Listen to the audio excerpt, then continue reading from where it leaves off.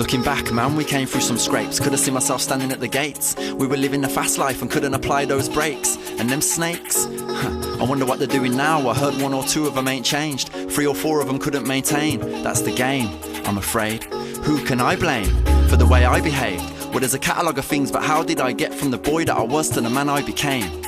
Let's take them back to those days when our idea of a raise was stealing sweets from Derek's on the corner and thinking we were the craze. What a phase, and how things have changed. It took time though, I was 9 bro by the time I was 10. I'd stolen the lunch money on the last day of junior school with my friend.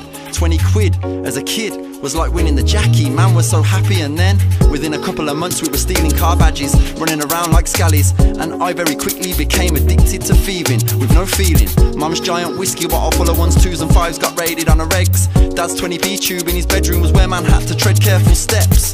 Damn, pure regrets, but nothing can prepare me for what happened next. It was the summer of 95 when footwear were known as trainers, not crepes. Every couple of days I would wake up early, go straight to the cash point with mum's bank card, stealing off my own mum, thinking I was a bad boy. Living a roller coaster ride, pushing so many things aside. There's always tomorrow.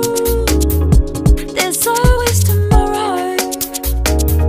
You're spreading your wings more every day, learning to fly and it's okay.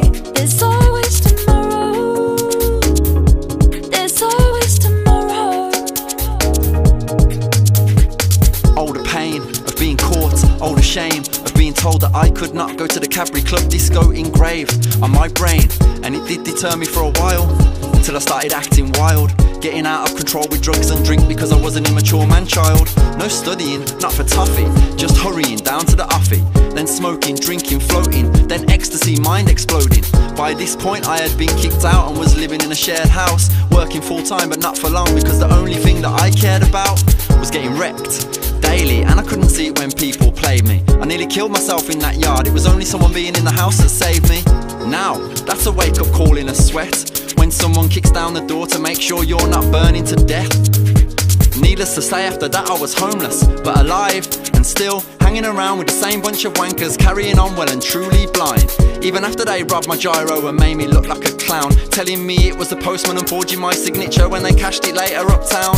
Then came the heroin stage, that's when everything changed. I didn't like me, so the self-destruct button was well and truly engaged. My so-called friend's deluded mum thought that she could save him by sending us to Tenerife for 2 weeks, all inclusive, to stop the craving.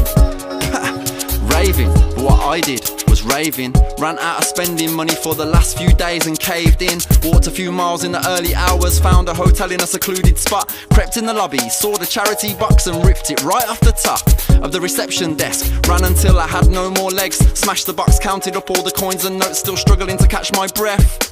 That one's still hard to take and properly messed with my karma, mate. Over time you can learn to forgive yourself and finally start to say, living a roller coaster ride, pushing so many things aside. There's always tomorrow. There's always tomorrow. You're spreading your wings more every day, learning to fly and it's okay. There's always tomorrow. There's always tomorrow.